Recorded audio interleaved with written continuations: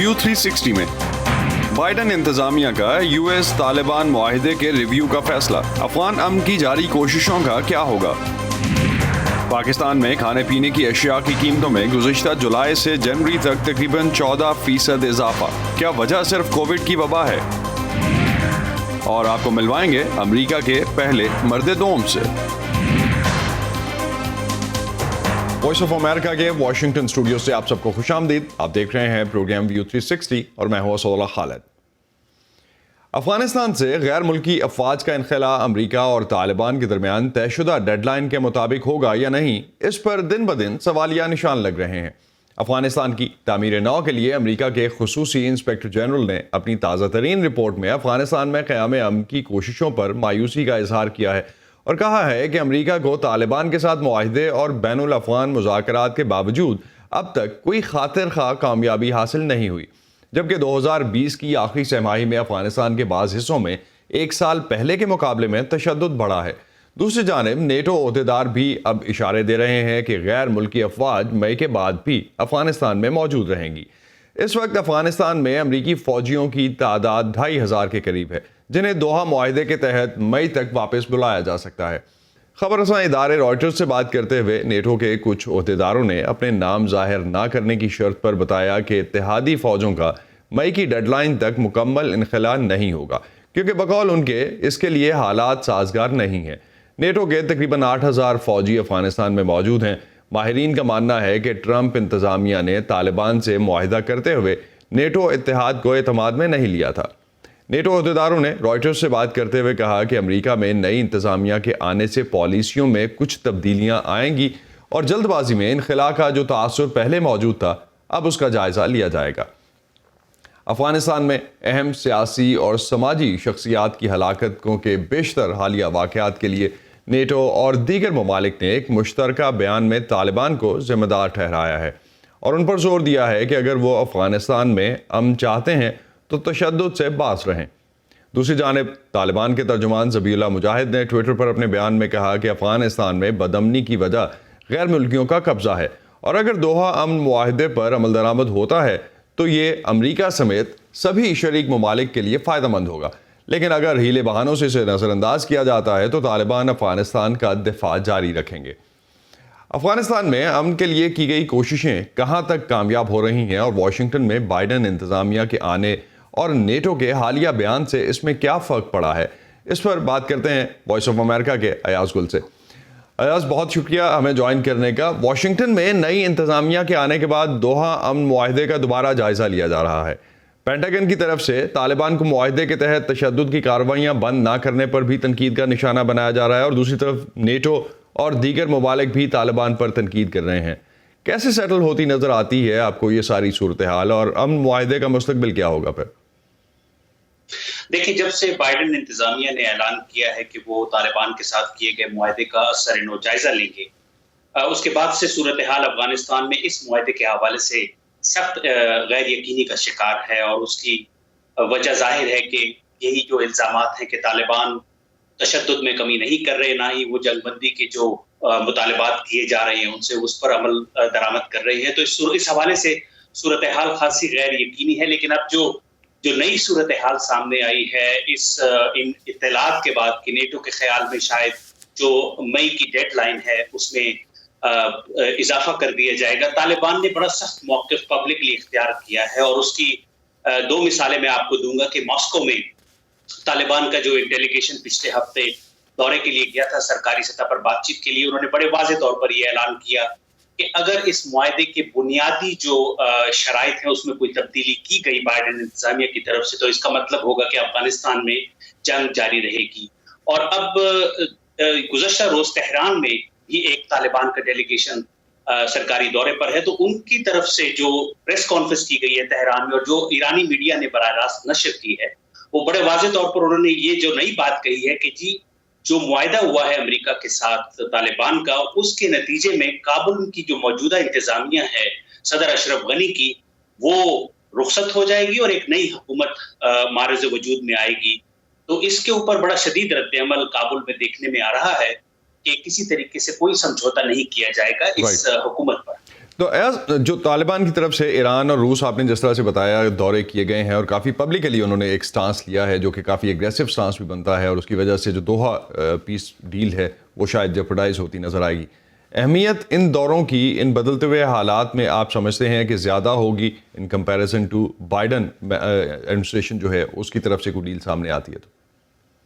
جی دیکھیے، رشیا میں بیٹھ کے، ماسکو میں بیٹھ کے اس طرح دھمکی آمیز بیان دینا طالبان کی طرف سے، اور پھر ایران میں بیٹھ کر ایران کی طرف سے ان کو اجازت دیے جانا کہ وہ کھل کر ایک پریس کانفرنس کر کے اپنے موقف کا اظہار کریں، اس بات کی غمازی کرتا ہے کہ روس اور ایران آنے والے دنوں میں بدستور ایک درد سر رہیں گے امریکہ کے لیے، کیونکہ امریکہ تو افغانستان سے انخلا کے حوالے سے اپنا ایک اعلان کر چکا ہے، لیکن رشیا اور ایران کیا چاہتے ہیں، یہ جو طالبان نے وہاں کے دورے کیے ہیں اور پریس کانفرنسز کی ہیں، اس حوالے سے خدشات میں اضافہ ہو گیا ہے کہ شاید یہ افغانستان میں جو تشدد کی لہر ہے یہ جاری رہے گی اور جنگ کا فل فور کوئی انجام دکھائی نہیں دے رہا.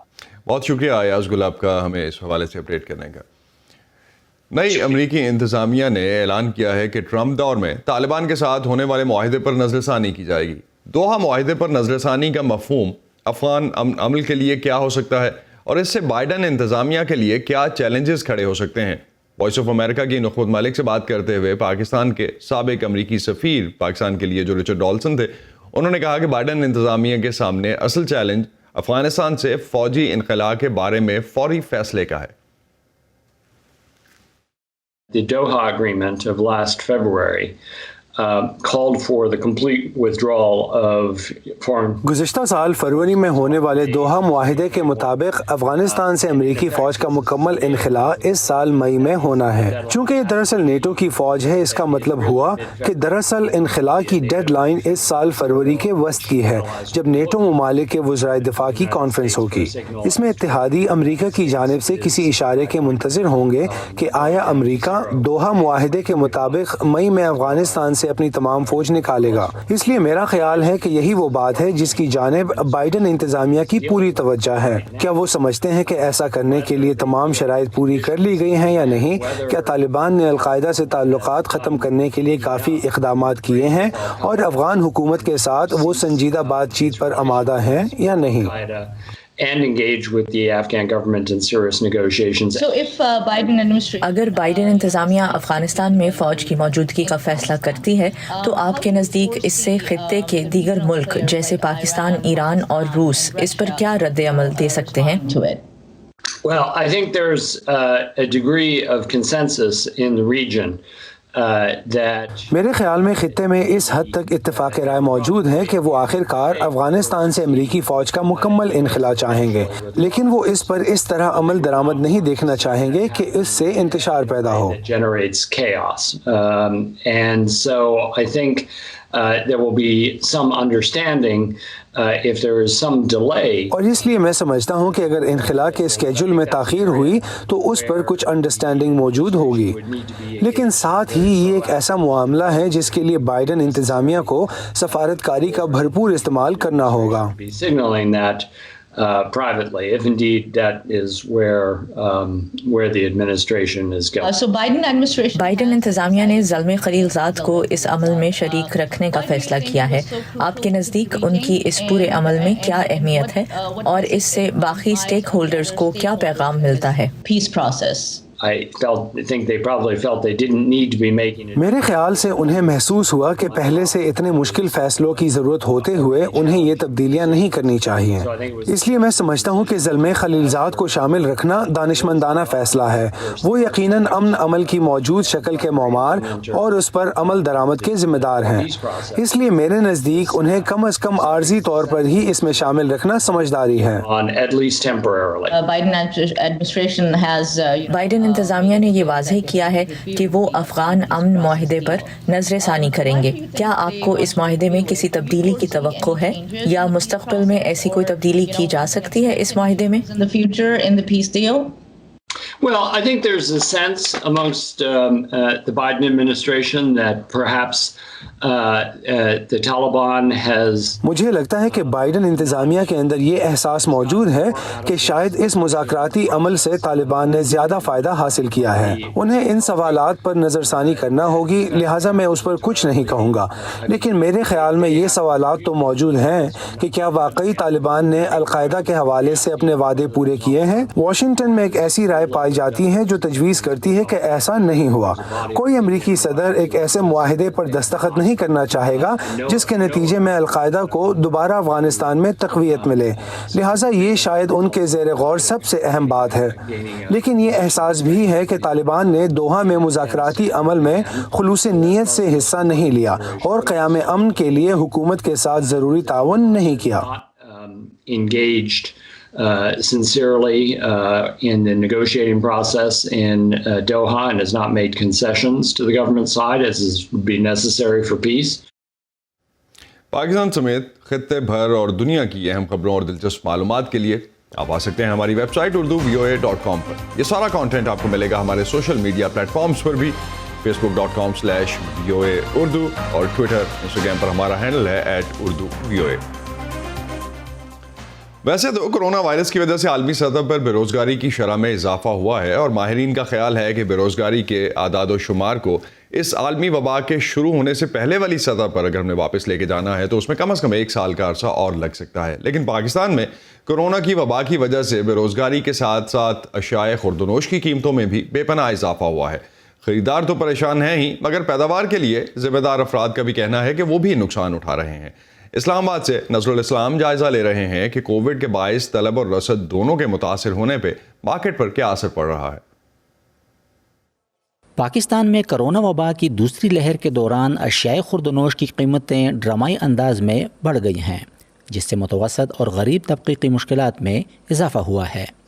रावलपिंडी के रहायशी मोहम्मद नज़ीर ने अपने घर के लिए राशन की मिकदार में 50% कमी कर दी है। दाल जो पहले थी 120 रुपए किलो में, वो अभी इस वक्त 260 रुपए में हम ले रहे हैं। किसी चीज़ में कमी नहीं आई, इतनी बढ़ गई है कि दुगना से तिगना बढ़ गई हैं। गरीब तो गरीब से गरीब होता जा रहा है, गरीब को तो कुछ भी अभी तक मिल नहीं रहा। अशिया खुर्दनोश फराहम करने वालों का कहना है कि कीमतों में इजाफे से उन्हें कोई फ़ायदा नहीं हुआ, बल्कि तलब में कमी से उन्हें भारी नुकसान पहुंचा है। इसकी एक मिसाल पोल्ट्री की सनत है। पोल्ट्री का काम जो है वो चलता ही सारा इसी होटलिंग और शादी हाल पे है। जब डिमांड कम हुई है तो रेट एकदम ऊपर से नीचे आ गए हैं। रेट नीचे आने से मुर्गी पालने वाले ज़मींदार को नुकसान हुआ, जिसने पैदावार में कमी की। इससे फिर कीमतें बढ़ने लगीं। पोल्ट्री से वाबस्ता अफराद का कहना है कि लॉकडाउन की वजह से ज़मींदार को बेतहाशा नुकसान हुआ है। बाज़ार में मुर्गी की कम फ़रोख्त और फीड महंगी होने की वजह से ज़मींदार को लाखों की तादाद में मुर्गियाँ तलफ भी करनी पड़ी। ये पोल्ट्री फार्म ज़हीर अब्बास का है, जो कुछ ही माह में अंदाज़न 20 लाख रुपए का नुकसान उठा चुके हैं।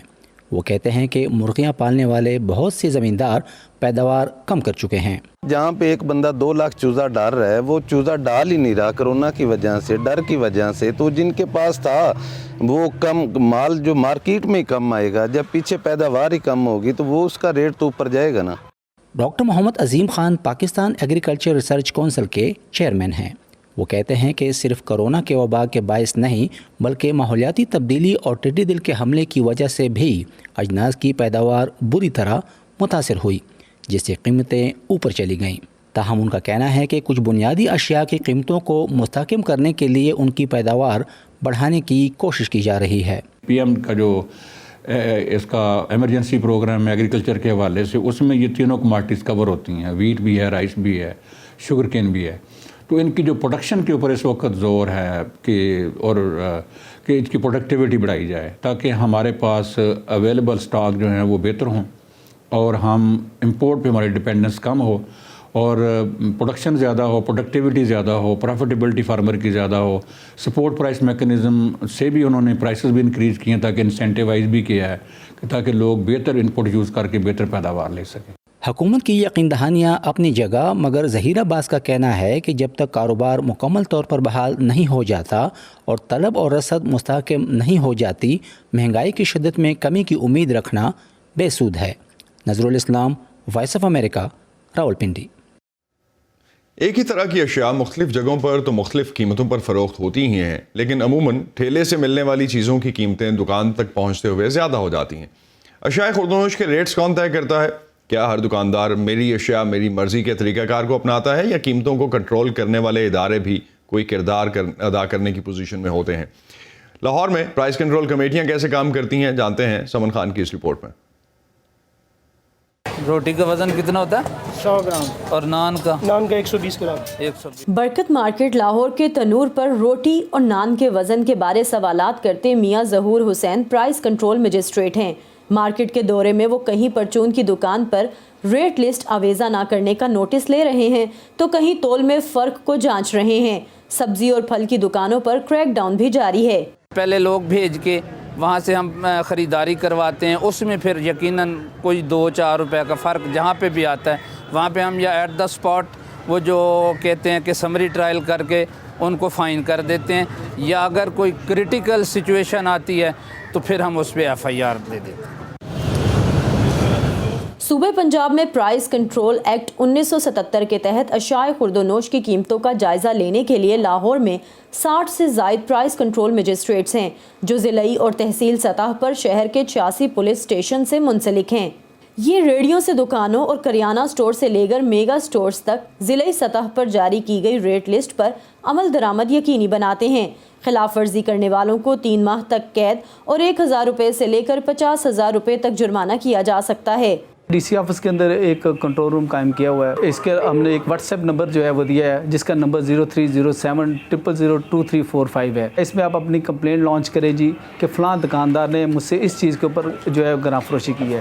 تو جب وہ ہمارے اس کنٹرول روم کے اندر وہ اس کی کمپلینٹ آتی ہے تو یہاں پہ بیٹھا ہوا جو ملازم ہے وہ فوری طور کے اوپر ایک تو اسسٹنٹ کمشنر کو وہ کمپلینٹ ریفر کرتا ہے، اور اس کے ساتھ ساتھ وہ جو ہمارا پرائس کنٹرول مجسٹریٹ جس کے علاقے سے کمپلینٹ آ رہی ہوتی ہے اس کو فوری طور پہ وہ بھیجتا ہے کہ وہ اس علاقے سے یہ کمپلینٹ آئی ہے، اس دکان سے آئی ہے اور یہ فلاں بندے نے کی ہے، آپ فوری طور کے اوپر وہاں پہ کریک ڈاؤن کریں۔ صارفین سماجی رابطوں کی ویب سائٹس اور قیمت ایپ پر ڈپٹی کمشنر لاہور کو شکایات درج کرواتے ہیں۔ اس کے باوجود بیشتر لوگ اس نظام سے آشنا نہیں اور مہنگی اشیاء خریدنا مجبوری سمجھتے ہیں۔ نہیں، ہمیں نہیں معلوم اس کا نا، اس طرح کی کوئی کمیٹی ہے پرائس کنٹرول اگر ہونی چاہیے، بلکہ پرائس لسٹ سب نے رکھی ہوئی ہے لیکن ریٹ سب کے ڈفرینٹ ہیں، کوئی بہت ہائی بتا رہا ہے کوئی نارمل، لیکن اوبویسلی ہم نے ایک چیز بائی کرنی ہے، اس کے لیے ہم پھر کیا کر سکتے ہیں؟ ہم دکاندار کو کہتے ہیں نا کہ یہ پیچھے اتنی ہے تو آپ اتنے بتا رہے ہیں، تو وہ کہتے ہیں کہ ہماری چیز اچھی والی ہے، اس کی اچھی نہیں ہے، یہ کہہ کے وہ مہنگی چیز سیل کر دیتے ہیں۔ ڈپٹی کمشنر لاہور کے مطابق شہر میں اس مسئلے سے متعلق روزانہ تقریباً 20 FIR درج ہوتی ہیں اور گراں فروشی، ذخیرہ اندوزی، ناپ تول میں کمی کرنے والوں کے خلاف روزانہ 1.5 سے 2 لاکھ روپے تک جرمانہ کیا جاتا ہے، لیکن دکاندار قیمتوں کے نظام سے مطمئن نہیں۔ ہم بھی مزدوری کرتے ہیں، بعض دفعہ ایسا ہوتا ہے منڈی سے بھی کم ریٹ لسٹوں پہ لگا دیتے ہیں، ہم کیا کریں، اس ریٹ پہ نہیں بعض دفعہ بارے میں آتا، منڈی سے یہ ریٹ ہمیں ٹھیک دیں تو پھر ظاہر ہے ہم بھی ریٹ لسٹ پہ بیچیں آگے لگا کر۔ پرائس چیک کرنے والے آتے ہیں، ان کے کمیٹی والے وہ ان کو چاہیے کہ وہ پیچھے سے کنٹرول کریں جہاں سے ہم لے کر آتے ہیں۔ بعض اوقات وہ چیز وہاں پہ 90 کی ملتی ہے، ٹھیک ہے، اور یہاں پہ کہتے ہیں کہ 50 کی بیچو، یہ تو ناانصافی ہے۔ اشیاء خرد و نوش کی قیمتوں کو قابو میں رکھنے کے لیے اداروں کی موجودگی کے باوجود عوام اکثر ریلیف کے منتظر رہتے ہیں، اور ان میں صرف خریدار ہی نہیں بلکہ دکاندار بھی شامل ہیں۔ ضلع انتظامیہ کا کہنا ہے کہ سب کو مطمئن اور خوش رکھنے کی کوشش ضرور کی جاتی ہے، لیکن بیک وقت یہ مشکل بھی ہے۔ Saman Khan, Voice of America, Lahore. اندرون لاہور میں 1200 عمارتیں خطرناک اور 400 خطرناک ترین قرار دی گئی ہیں، لیکن اس کے باوجود مکین انہیں چھوڑنے کو تیار نہیں ہے۔ کیا لاہور کی والڈ سٹی اتھارٹی ان کی مرمت کے لیے کچھ کر سکتی ہے؟ اس پر تفصیلی رپورٹ ہم شامل کریں گے آنے والے پروگرامز میں۔ آج دیکھتے ہیں اس کی کچھ جھلکیاں۔ کئی دفعہ ایسا ہوتا ہے کہ لوگ اولڈ سٹرکچر کے اوپر ایک نیو کنسٹرکشن کر لیتے ہیں، پرانی 2 منزلیں عمارت ہے، اس کے اوپر ایک تیسرا فلور بنا لیا۔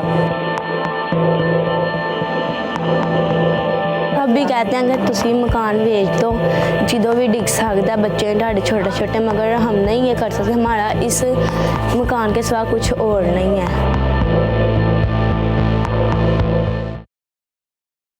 ताज़ा तरीन खबरें, अहम वाक़यात, ऑडियो वीडियो रिपोर्ट्स और तज्ज़िये देखें, सुने और पढ़ें VOA उर्दू की स्मार्टफोन ऐप पर। खबरें अब हर वक्त आपकी मुट्ठी में। कमला हैरिस ने 20 जनवरी को जब अपने ओहदे का हलफ उठाया तो नायब सदर की पहली स्याफाम और जनूबी एशियाई नजात खातून की हैसियत से उन्होंने एक तारीख रकम की थी। लेकिन अमेरिका की तारीख में सेकंड जेंटलमैन बनकर उनके शौहर डग एमहॉफ का व्हाइट हाउस पहुंचना भी एक रिकॉर्ड है। आइए इस रिपोर्ट में देखते हैं कि अमेरिका के पहले मर्द दोम की जिंदगी के बारे में कुछ मजीद डिटेल्स क्या हैं। Ladies and gentlemen, the Vice President-elect. नायब सदर कामला हैरिस के शोहर डग एमहॉफ ने पहली अमेरिकी खातून नायब सदर के शरीके हयात की हैसियत से तारीख रकम की है। डग उस वक्त अपनी अहलिया यानी कामला हैरिस के साथ खड़े थे जब उन्होंने अमेरिका की पहली खातून नायब सदर की हैसियत से हलफ उठाया। तारीख की प्रोफेसर सारा राउली का कहना है कि सिनफी मसावात के हसूल की जदोजहद में ये एक बहुत बड़ा कदम है, लेकिन इससे ये भी पता चलता है कि अभी कितना कुछ मजीद होना बाकी है। ये इस बात की भी निशानदेही करता है कि सिनफी बराबरी तक पहुँचने के लिए हमें अभी मजीद कितना आगे जाना है। इस हकीकत को देखते हुए कि ये पहले अमरीकी सदारती इंतखाबात के 232 साल बाद, 19वीं तरमीम के 100 साल बाद और किसी खातून के किसी भी पार्टी के सदारती और नायब सदारती टिकट पर मौजूद होने के 36 साल बाद पहली बार हुआ है। डग एमहॉफ अमरीकी तारीख के सिर्फ चौथे मर्द हैं जो किसी ऐसी शख्सियत के शरीके हयात हैं जिन्हें किसी बड़ी सियासी पार्टी की जानिब से सदारत या नायब सदारत के इलेक्शन लड़ने के लिए टिकट दिया गया था। इससे पहले जेरल्डीन फेरेरो 1984 में, सारा पैलन 2008 में और हिलरी क्लिंटन 2016 में सदारती या नायब सदारती उम्मीदवार थीं। अगर वो मुंतखब होती तो उनके शरीके हयात मर्द दोम कहलाते। हलफ बर्दारी की तकरीब से कबल वॉइस ऑफ अमेरिका से बात करते हुए यूनिवर्सिटी ऑफ न्यू हेवन के मैथ्यू श्मिट ने कहा कि डग एमहॉफ ने कई लिहाज से दकियानूसी तसव्वुरात की नफी की है। मिस्टर एमहॉफ अपनी नौकरी छोड़ रहे हैं। वो मसीही नहीं यहूदी हैं और ये भी पहली बार हो रहा है और यकीनन उनकी ये शादी बड़ी उम्र में तलाक के बाद हुई है। पहली शादी से उनके बच्चे हैं जो कि ऐसे खानदान का हिस्सा बने हैं जो नस्ली और मजहबी तौर पर मखलूत है। इन सब के साथ इस नए खानदान में एक नायब सदर हैं जो मामला बन गई हैं। कमला हैरिस का कहना है कि उनके सौतेले बच्चे उन्हें मुमाला कहते हैं जो कि मॉम और कामिला का मजमुआ है। Vice President will be great, but Mamala will always be the one that means the most. जिस रात जो बाइडन को सदारती इंतखाबात में फातेह करार देने का ऐलान हुआ, उसी दिन कामला हैरिस ने अपनी और डग एमहॉफ की एक तस्वीर ट्वीट करते हुए एक मुस्कुराने वाले इमोजी के साथ लिखा, meet the love of my life. Doug Emhoff का झुकाव अपने ख़ानदानी किरदार की तरफ है। इंतखाबी मुहिम के दौरान उनकी मौजूदगी यकीनन कामला हैरिस के लिए उनकी मोहब्बत को वाज़े करती है कि वो अपनी मोहब्बत की कहानी पर बहुत ज़्यादा तवज्जो देते हैं और वो एक शौहर के तौर पर और बाप की हैसियत से अपने किरदार पर मरकूज़ हैं। कामला हैरिस और डग एमहॉफ की मुलाकात 2013 में हुई थी और एक साल बाद ही उनकी शादी हो गई। ये कामला हैरिस की पहली शादी थी और डग की दूसरी। डग एमहॉफ के बच्चों की उम्रें 20 और 30 साल के बीच हैं। डग ने DLA पाइपर लॉ फर्म से एक शराकतदार की हैसियत से इस्तीफा दे दिया है और रमामा वाशिंगटन में George town university law centre में फैकल्टी मेंबर की हैसियत से शामिल हो रहे हैं। मरियामा डियालो के साथ नदीम याकूब, वॉइस ऑफ अमेरिका। ये था आज का व्यू 360। स्टे सेफ और प्रोग्राम पर अपने फीडबैक के लिए आप आ सकते हैं facebook.com/VOA उर्दू के पेज पर। इसके अलावा ट्विटर और इंस्टाग्राम पर हमारा हैंडल है @urduvoa। अब तक के लिए इतना ही। असदुल्लाह खालिद को इजाज़त दीजिए। खुदा हाफिज़।